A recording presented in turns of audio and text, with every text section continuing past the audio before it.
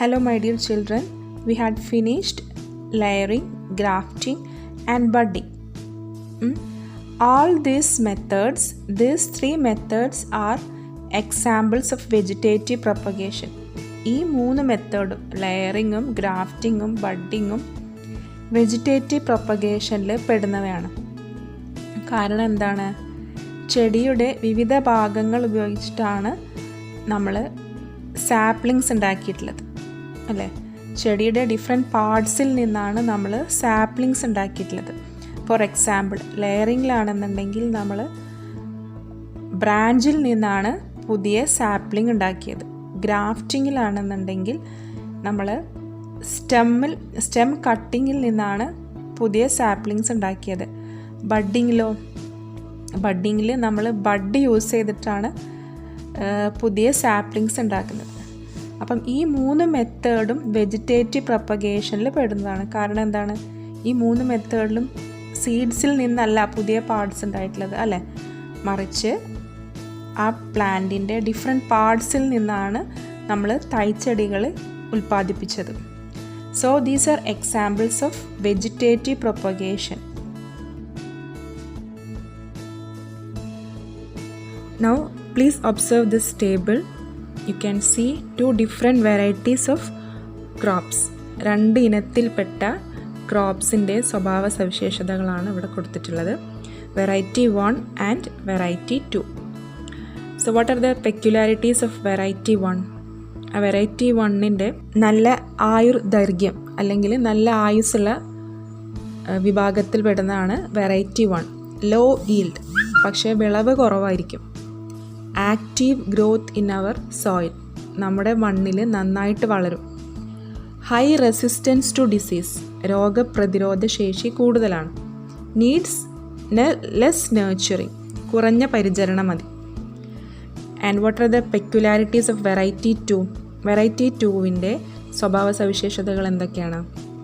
Short life span, ആയുർദൈർഘ്യം കുറവാണ് അല്ലെങ്കിൽ ആയുസ് കുറവാണ്. ഹൈ ഈൽഡ്, നല്ല വിളവ് തരും. Poor growth in our soil, നമ്മുടെ മണ്ണിൽ നന്നായിട്ട് വളരില്ല.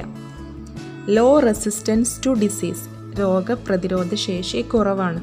നീഡ്സ് മോർ നർച്ചറിങ്, കൂടുതൽ ശ്രദ്ധയും പരിചരണമൊക്കെ ആവശ്യമാണ്. Examine the peculiarities of the two varieties. What are the methods that can be adopted to produce good saplings with the qualities of both the varieties? അതായത് ഈ രണ്ട് ഇനങ്ങളുടെയും പെക്യുലാരിറ്റീസ് എന്ന് പറഞ്ഞാൽ പ്രത്യേകതകൾ. ഈ രണ്ട് ഇനങ്ങളുടെയും പ്രത്യേകതകൾ പരിശോധിക്കാം. രണ്ടിൻ്റെയും നല്ല ഗുണങ്ങളുള്ള സാപ്ലിങ്സ്, തൈച്ചെടികൾ, ഈ രണ്ട് വെറൈറ്റികളുടെയും നല്ല ക്വാളിറ്റിയുള്ള സാപ്ലിങ്സിനെ ഉൽപ്പാദിപ്പിച്ചെടുക്കാൻ എന്തെല്ലാം മാർഗങ്ങൾ സ്വീകരിക്കാം? അതായത് വെറൈറ്റി 1ൽ കുറച്ച് മെറിറ്റ്സും ഡീമെറിറ്റ്സും ഉണ്ട്, ഗുണങ്ങളും ദോഷങ്ങളും ഉണ്ട്. വെറൈറ്റി 2നും അതുപോലെ കുറച്ച് മെറിറ്റ്സും ഡീമെറിറ്റ്സും ഉണ്ട്, ഗുണങ്ങളും ദോഷങ്ങളും ഉണ്ട്. അപ്പം ഈ രണ്ട് ചെടികളുടെയും ഗുണങ്ങൾ മാത്രമുള്ള അല്ലെങ്കിൽ ഗുഡ് ക്വാളിറ്റീസ് ഉള്ള ഒരു സാപ്ലിങ്ങിനെ നമുക്ക് ഏതൊക്കെ മെത്തേഡിലൂടെ ഡെവലപ്പ് ചെയ്യാൻ പറ്റും? ഗ്രാഫ്റ്റിംഗ് ആൻഡ് ബഡ്ഡിങ് ചെയ്ത് കഴിഞ്ഞെങ്കിൽ നമുക്ക് ഈ രണ്ട് വെറൈറ്റികളുടെയും ക്വാളിറ്റീസ് ഉള്ള ഒരു സാപ്ലിങ്ങിനെ കിട്ടും. നമുക്ക് ലെയറിങ് ചെയ്യാൻ പറ്റും ഇവിടെ? ഇല്ല. ലെയറിങ് ചെയ്ത് കഴിഞ്ഞാൽ നമുക്കറിയാം, ലെയറിങ് ഒരു സിംഗിൾ പാരൻറ്റ് പ്ലാന്റിനെ യൂസ് ചെയ്തിട്ട് ചെയ്യുന്നതാണ് അല്ലേ? അപ്പോൾ ലെയറിങ് ചെയ്ത് കഴിഞ്ഞിട്ടുണ്ടെങ്കിൽ നമ്മൾ നോക്കും, ഇപ്പോൾ വെറൈറ്റി 1ലാണ് നമ്മൾ ലെയറിങ് ചെയ്യുന്നതെന്നുണ്ടെങ്കിൽ വെറൈറ്റി 1ൽ എന്താണ്? ലോ ഈൽഡാണ് അല്ലേ? അപ്പോൾ അതിൽ നിന്നുണ്ടാവുന്ന ചെടി ലോ ഈൽഡാവും അല്ലേ? ഇനി അതുപോലെ നമ്മൾ വെറൈറ്റി 2ലാണ് ചെയ്യണമെന്ന് വെച്ചിട്ടുണ്ടെങ്കിൽ വെറൈറ്റി 2ൽ എന്താണ്? പുവർ ഗ്രോത്ത് ഇൻ സോയിലാണ്, അതുപോലെ ലോ റെസിസ്റ്റൻസ് ടു ഡിസീസാണ്. അപ്പോൾ ആ ഒരു ക്വാളിറ്റി ആയിരിക്കും നമ്മുടെ സാപ്ലിങ്ങിന് ഉണ്ടാവുക. അപ്പോൾ നമുക്ക് ലെയറിങ് അല്ല ആവശ്യം, നമുക്ക് എന്താണ് ചെയ്യേണ്ടത്? We need grafting and budding. ഇനി സെക്കൻഡ് ക്വസ്റ്റ്യൻ എന്താണ്? Which variety can be selected as stock and which one as scion? ഈ വെറൈറ്റി 1ലും വെറൈറ്റി 2വിലും ഏത് വെറൈറ്റിയാണ് നമുക്ക് സ്റ്റോക്കായിട്ട് തിരഞ്ഞെടുക്കാൻ പറ്റുക? അപ്പോൾ നമുക്കറിയാം, നമ്മൾ തിരഞ്ഞെടുക്കുന്ന സ്റ്റോക്കിന് എന്തൊക്കെ ക്വാളിറ്റീസ് ഉണ്ടാവണം? It should have active growth in our soil അല്ലേ, നമ്മുടെ മണ്ണിൽ വളരാൻ കഴിയണം. പിന്നെയോ നല്ല രോഗപ്രതിരോധ ശേഷി വേണം അല്ലേ. അപ്പോൾ അങ്ങനെയുള്ള ക്വാളിറ്റീസ് ഇതിൽ ഏത് വെറൈറ്റിക്കാണുള്ളത്? വെറൈറ്റി 1-നാണോ വെറൈറ്റി 2-നാണോ? That is variety 1. So variety 1 can be selected as stock. കാരണം വെറൈറ്റി 1-നാണ് ആക്റ്റീവ് ഗ്രോത്ത് ഇൻ അവർ സോയിലും ഹൈ റെസിസ്റ്റൻസ് ടു ഡിസീസും ഉള്ളത്. ക്ലിയർ? ഇനി what would be the quality and which one as scion? ഏതിനാണ് നമുക്ക് സിയോൺ ആയിട്ട് സെലക്ട് ചെയ്യാൻ പറ്റുക? Variety 1 or variety 2? അപ്പോൾ സിയോൺ എന്ന് പറയുമ്പോൾ അതെപ്പോഴും ഹൈ ഈൽഡിങ് ആയിരിക്കണം അല്ലേ. ഹൈ ഈൽഡുള്ള ഒരു പ്ലാന്റിനാണ് നമ്മൾ സിയോൺ ആയിട്ട് തിരഞ്ഞെടുക്കുന്നത്. അത് ഇതിൽ ഏത് വെറൈറ്റിയാണ്? Variety 2. So variety 2 can be selected as scion. ഇനി what is the third question? What would be the qualities of the plant formed by combining these 2 varieties? അതായത് ഈ 2 ക്വാളിറ്റീസും ചേർന്നിട്ടുണ്ടാവുന്ന പ്ലാന്റിന് എന്തൊക്കെ ഗുണങ്ങളുണ്ടാവും, എന്തൊക്കെ ക്വാളിറ്റി ഉണ്ടാവും? ഈ വെറൈറ്റി 1ഉം വെറൈറ്റി 2ഉം തമ്മിൽ ചേർന്നിട്ടുണ്ടാവുന്ന പ്ലാന്റിന് എന്തൊക്കെ ക്വാളിറ്റീസ് ഉണ്ടാകും? ലോങ് ലൈഫ് സ്പാൻ, ആയുർദൈർഘ്യം കൂടുതലായിരിക്കും, ആയുസ് കൂടുതലായിരിക്കും. ഹൈ ഈൽഡ്, കൂടുതൽ വിളവ്. ആക്റ്റീവ് ഗ്രോത്ത്, നല്ല വളർച്ച ഉണ്ടാവും. ഹൈ റെസിസ്റ്റൻസ് ടു ഡിസീസ്, രോഗപ്രതിരോധ ശേഷി ഉണ്ടായിരിക്കാം. നീഡ്സ് ലെസ് നർച്ചറിങ്, കുറഞ്ഞ പരിചരണം മതി. നെക്സ്റ്റ് ഇസ് കമ്പൈനിങ് ക്വാളിറ്റീസ്, ഗുണങ്ങൾ ചേർത്ത് വെച്ചാൽ. We have seen so far how plants of the same kind but with different qualities are combined together to form good quality sapling. അതായത് വ്യത്യസ്ത സ്വഭാവ സവിശേഷതകളുള്ള ചെടികൾ കൂട്ടിച്ചേർത്തുകൊണ്ട് എങ്ങനെ ഒരു നല്ല തൈച്ചെടി ഉണ്ടാക്കിയെടുക്കാം എന്നുള്ളത് നമ്മൾ കണ്ടു അല്ലേ. ലെയറിങ്ങും ബഡ്ഡിങ്ങും ഗ്രാഫ്റ്റിങ്ങും ഒക്കെ ചെയ്തിട്ട്. What other methods can be use to produce better seeds? ഇനി നല്ല വിത്തുകൾ, ബെറ്റർ സീഡ്സ്, നല്ല വിത്തുകൾ ലഭിക്കാൻ നമ്മൾ ഏതൊക്കെ മാർഗങ്ങൾ ഉപയോഗിക്കണം? Which methods can be adapted to produce good seeds? അതാണ് നമുക്കിനി പഠിക്കാനുള്ളത്. അപ്പോൾ നിങ്ങൾ ടെക്സ്റ്റ് ബുക്കിൽ 2 പിക്ചർ കൊടുത്തിട്ടുണ്ട്.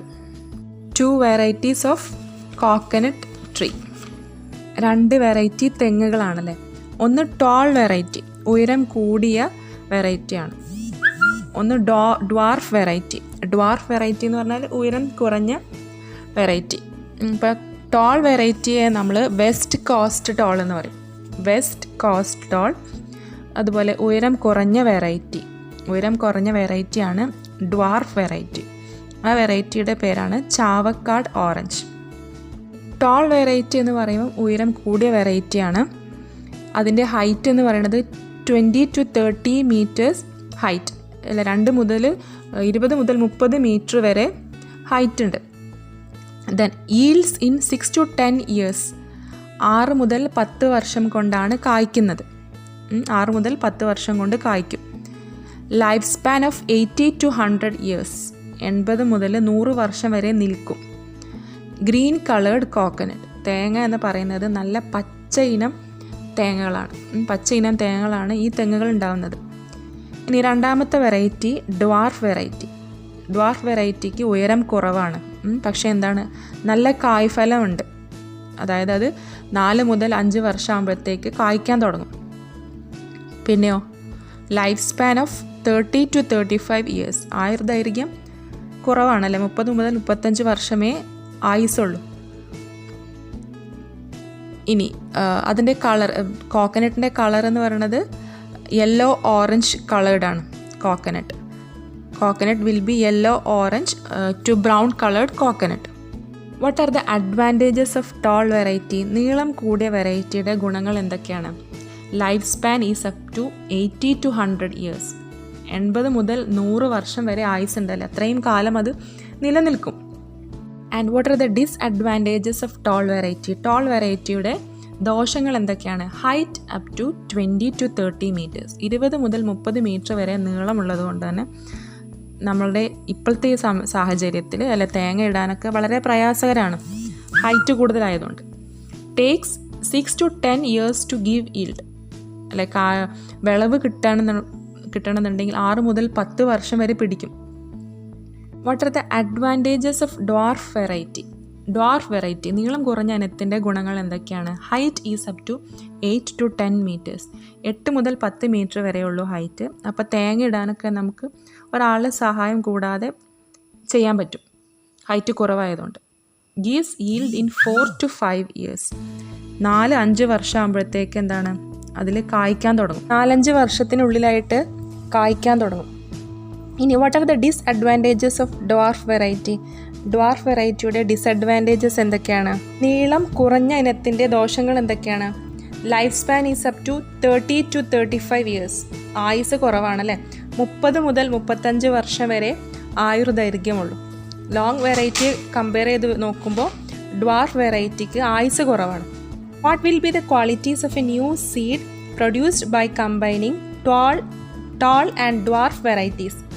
അതായത് ടാളിൻ്റെയും ഡ്വാർഫ് വെറൈറ്റിയുടെയും ഗുണങ്ങൾ ചേർത്തിട്ട് നമ്മൾ ഒരു വിത്ത് ഉൽപ്പാദിപ്പിക്കാൻ സാധിച്ചാൽ അതിനെന്തൊക്കെ ഗുണങ്ങളുണ്ടാകും? ടാൾ വെറൈറ്റിയും ഡ്വാർഫ് വെറൈറ്റിയെയും ചേർത്ത് ഒരു വിത്ത് ഉൽപ്പാദിപ്പിക്കാൻ സാധിച്ചാൽ അതിനെന്തൊക്കെ ക്വാളിറ്റീസ് ഉണ്ടാകും? Coconut tree will be shorter. തെങ്ങിന് ഉയരം കുറവായിരിക്കും. It give fruits within 4 to 5 years. 4-5 വർഷത്തിനുള്ളിൽ കായ്ക്കാൻ തുടങ്ങും. It will have long life span. ആയുർദൈർഘ്യം കൂടുതലായിരിക്കും. അപ്പം ടോളും ഡോർഫും തമ്മിൽ കൂട്ടിച്ചേർത്ത് അതിൽ നിന്നുണ്ടാവുന്ന വിത്തിന് ഇങ്ങനെയുള്ള സ്വഭാവ സവിശേഷതകളൊക്കെ ഉണ്ടാവും. നോക്കൂ, ഉയരം കുറഞ്ഞ ലോങ് ലൈഫ് സ്പാനുള്ള ഹൈ ഈൽഡായിട്ടുള്ള ഒരു കോക്കനട്ട് ട്രീ ആയാലോ? അപ്പം ഇങ്ങനൊരു കോക്കനട്ട് ട്രീ ഉണ്ടാക്കാൻ എന്തെങ്കിലും മെത്തേഡ് ഉണ്ടോ? 2 വെറൈറ്റി കോക്കനട്ട് ട്രീസിൻ്റെ ക്വാളിറ്റി ഉള്ള ഒരു സാപ്ലിങ്ങിനെ ഉൽപ്പാദിപ്പിച്ചെടുക്കാൻ അത് വെജിറ്റേറ്റീവ് പ്രൊപ്പഗേഷനിലൂടെ നടക്കുമോ? ഇല്ല. It is not possible through vegetative propagation. അതിന് നമ്മൾ സെക്ഷൽ റീപ്രൊഡക്ഷൻ വഴി വിത്തുണ്ടാക്കണം. ഇങ്ങനെ വിത്തുണ്ടാക്കുന്ന രീതിക്കാണ് നമ്മൾ ഹൈബ്രിഡൈസേഷൻ എന്ന് പറയാം. Hybridisation. What is hybridisation? Hybridisation is a method of producing new seeds through artificial pollination between plants of the same species but of different characteristics. അതായത് ഒരേ വർഗത്തിൽപ്പെട്ടതും വ്യത്യസ്ത സ്വഭാവ സവിശേഷതകളുള്ള ചെടികളെ ആർട്ടിഫിഷ്യൽ പോളിനേഷൻ നടത്തി വിത്തുകൾ ഉൽപ്പാദിപ്പിക്കുന്നതിനെയാണ് നമ്മൾ ഹൈബ്രിഡൈസേഷൻ എന്ന് പറയാം. ഒന്നും കൂടി പറയാം. ഒരേ വർഗത്തിൽപ്പെട്ടതും, ന്യൂ സ്പീഷീസ് എന്ന് പറഞ്ഞാൽ സെയിം സ്പീഷീസ് എന്ന് പറഞ്ഞാൽ ഒരേ വർഗം.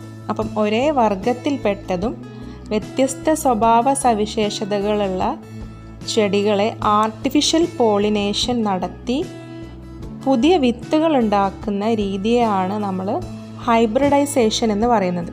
We will discuss in detail in our coming classes. Okay children, bye.